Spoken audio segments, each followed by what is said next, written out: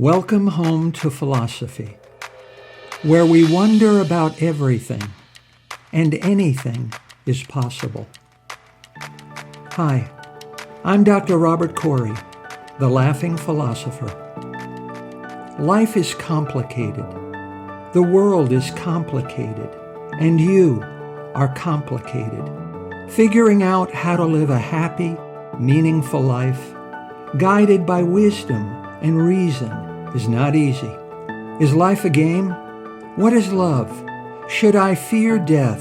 Is this a just world?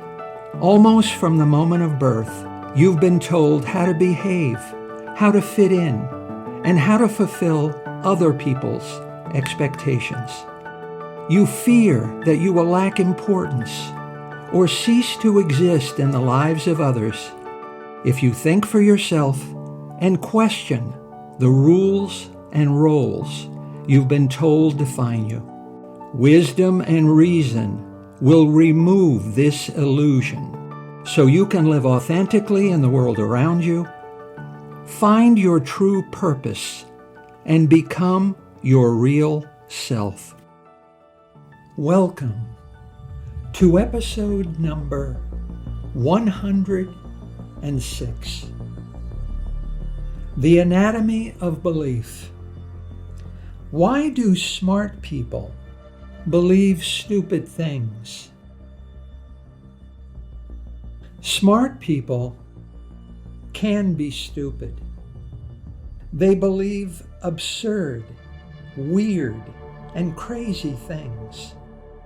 They are stubborn and resistant to reason. They are not dissuadable.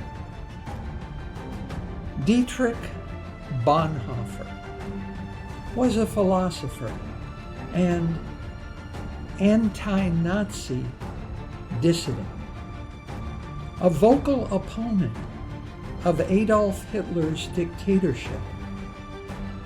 He was hanged. Bonhoeffer said, "Stupidity is a more dangerous enemy of the good than malice. We have more to fear from stupid people than evil ones." The most dangerous form of ignorance, Bonhoeffer called stupidity.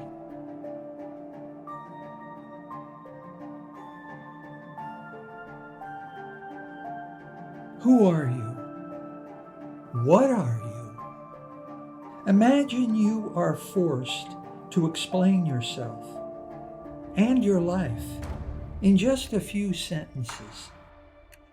You have about 30 seconds to sum up your whole life in your answer. And if you answer the wrong way, then you will be put to death.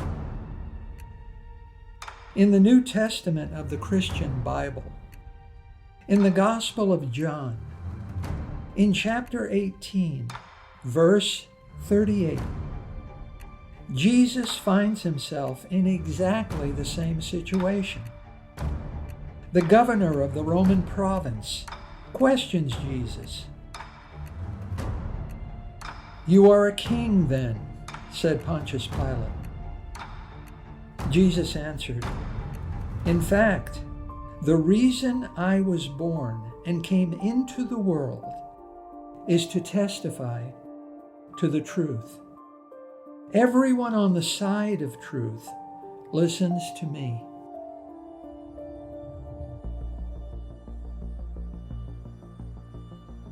Jesus was an interesting person and a good philosopher.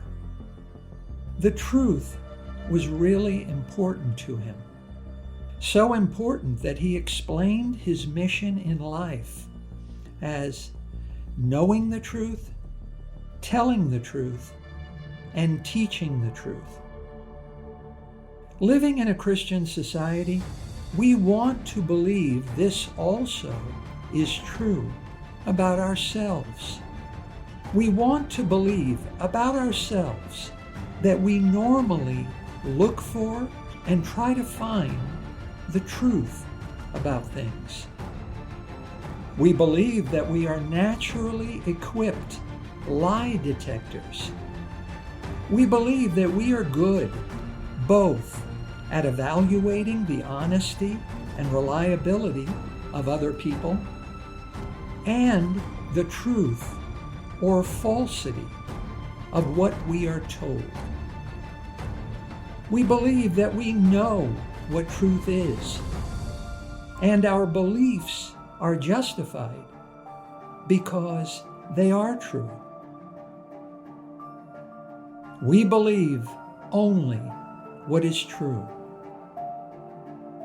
In philosophy, this theory is known as epistemic vigilance. It's useful for encouraging our self-admiration and increasing our self-esteem. However, research shows it's just not true.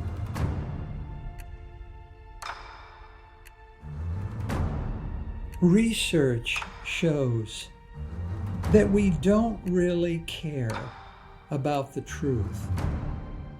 Our real goal in our interactions with other people is not truth-seeking. It is presentation of self. We deceive ourselves with a false narrative. We tell ourselves that we start out trusting everyone by assuming other people are honest. As we judge how truthful we consider others to be, we decide whom to trust or not trust. We withdraw our trust from those who have been wrong, and we continue to trust those who have been right. We trust those who tell us the truth and mistrust those who tell us falsehoods. Our beliefs are justified because we believe only what is true.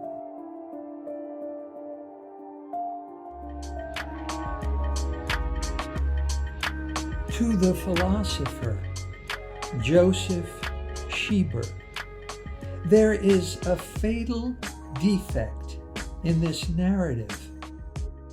In many decades of rigorous research, human beings have been shown to be remarkably poor at distinguishing truth from falsehood. Humans are really bad at detecting liars and detecting deception. And the worst deceivers are ourselves. Plato said, "The worst of all deceptions is self-deception."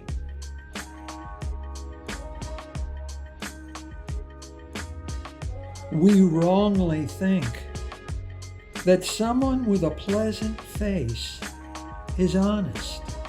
We wrongly think that a compelling speaker on TV is automatically truthful.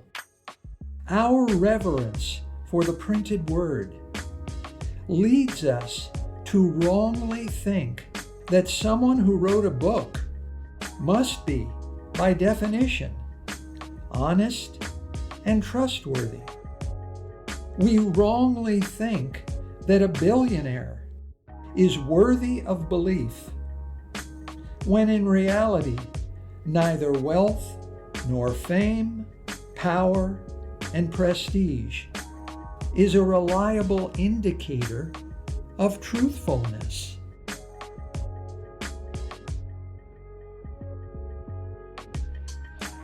It has been estimated that the average person lies 30 times a day.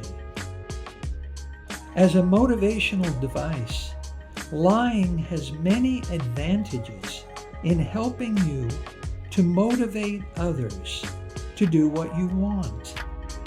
Lying is really just fantasy building. It's not easy to get right. Build an improbable fantasy, and your lie will be ridiculed and rejected. Build an absurd fantasy, and your lie will undermine others' long-term trust in you. Build a plausible fantasy, and stupid people will strive to believe it. Even if sometimes it may be necessary to lie to other people, the lies we tell others are nothing compared to the lies we tell ourselves. The original laughing philosopher, Democritus, said, "Nothing is so easy as to deceive oneself. For what we wish, that we readily believe." No one was ever as much deceived by another person as by oneself. Carrying a false belief is hard work. You don't realize how heavy is the weight of the falsehood you're carrying until you put it down.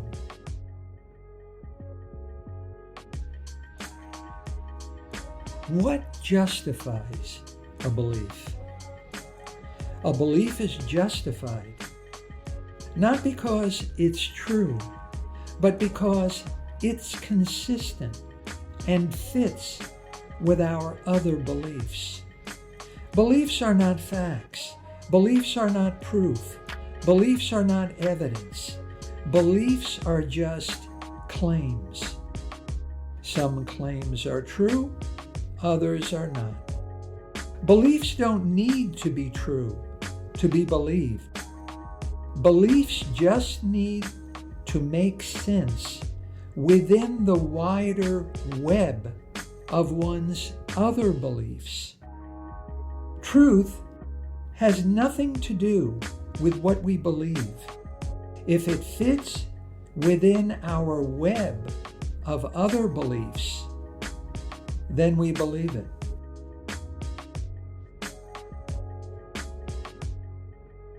In the right environment, such as an echo chamber, where the same opinions are repeatedly voiced and promoted, so that people are not exposed to opposing points of view. Conspiracy theories can be simple to justify and easy to believe. Inside the right belief system, even the most bizarre conspiracy theories make perfect sense. If one already believes that Democrats control our government and that liberals are out to get Trump supporters, then election deniers feel justified in their belief that Biden is not the true President of the United States. If one already believes that all historians are fools, or liars, or Jewish stooges, then Holocaust deniers feel justified in their belief that it didn't really happen.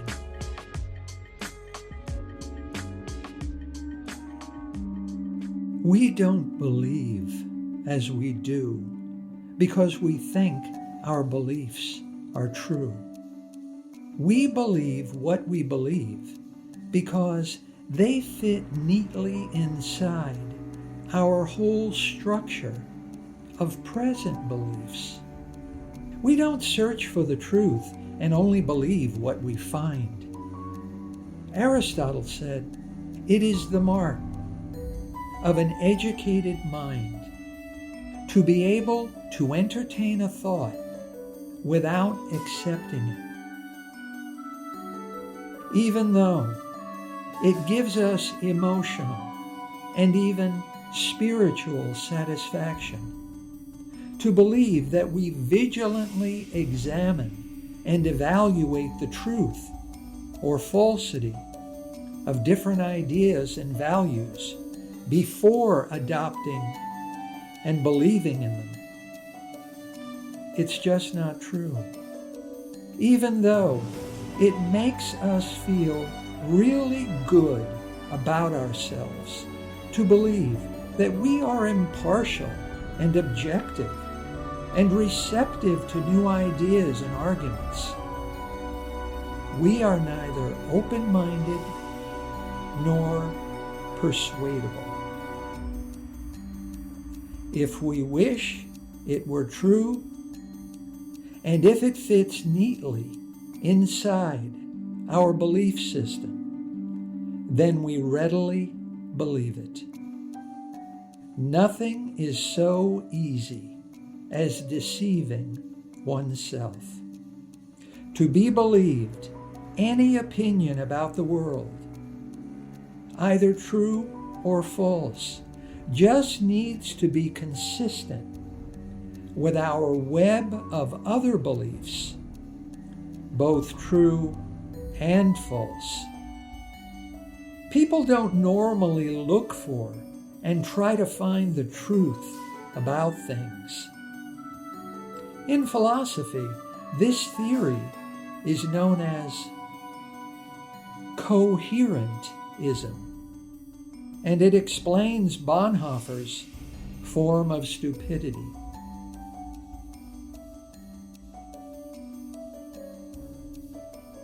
And how do we know some of our beliefs, even our most cherished and deeply held beliefs, are false?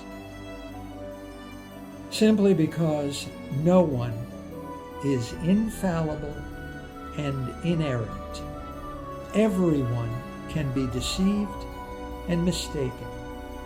No one is exempt or immune from liability to error in their judgment, pronouncements, or actions. There is no perfect life. Everyone makes mistakes simply because some of our beliefs are false. I'm still figuring out what Jesus thought he was doing, but it's pretty clear to me from the way his life ended that he made some pretty bad mistakes. And yet, despite knowing that our mind is filled with half-truths, exaggerations, uncritical assumptions, and total falsehoods, we receive every belief arising in our consciousness as if it's the truth. And we use these false certainties to guide our own actions as well as the behavior of those around us that we influence and direct. If you don't clean the clams, the soup will be full of sand.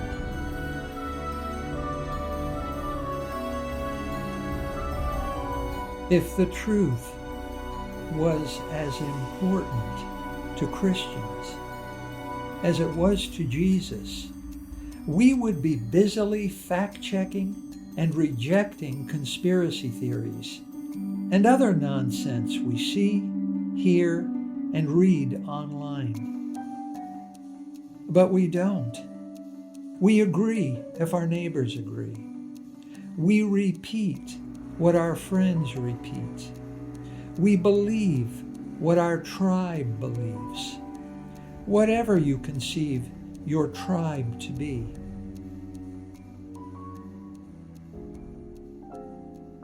We are unconcerned with finding and believing and spreading the truth. We are very bad at finding the truth, even when it's right in front of our eyes, and very bad at believing the truth, even when we see it. If the truth is not consistent with what we already believe, we reject it. We are more concerned with maintaining our acceptance and enhancing our approval by others. Our beliefs just seem to feel more truthful when we are among other believers. We know that some of our beliefs are false, even when everyone around you holds a particular belief. Deep down, you may have doubts. But rather than face up to our doubts and confront the fantasies behind the lies we live by, we choose to ram them down someone else's throat, as if truth is just whatever everyone thinks it is. Thinking, feeling, and believing in conformity to the majority and prevailing wisdom are far more important to us than to Aristotle, Democritus, Plato, Jesus, Bertrand Russell, and Bonhoeffer. They held the truth and truth-seeking above all other aspirations. Stupid people don't distinguish truth from falsehood.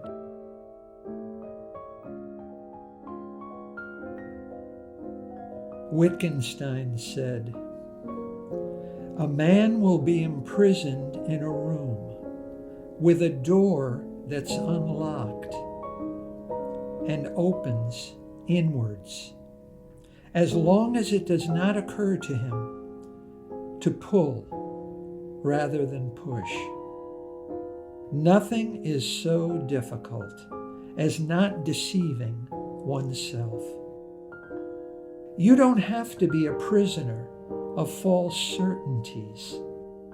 The majority has never been a guarantee of wisdom or truth.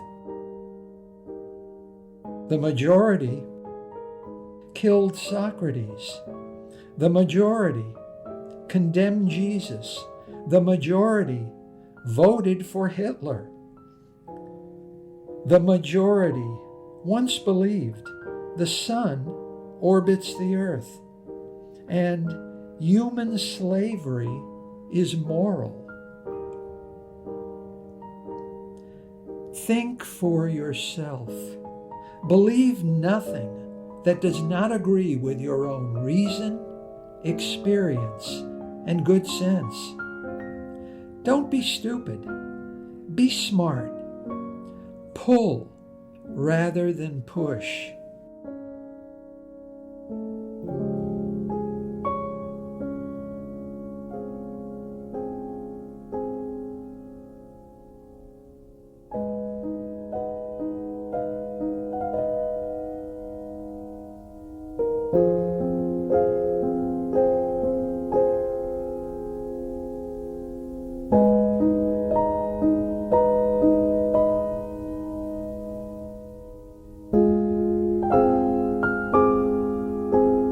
Thank you for listening. I hope you will take what you've learned and be a better person. Think for yourself. Question everything. Accept nothing that does not agree with your own reason and good sense. And I promise you, despite its sham and drudgery, you will get on pretty well in this crazy world. I'm Dr. Robert Corey, Until we meet again, be good.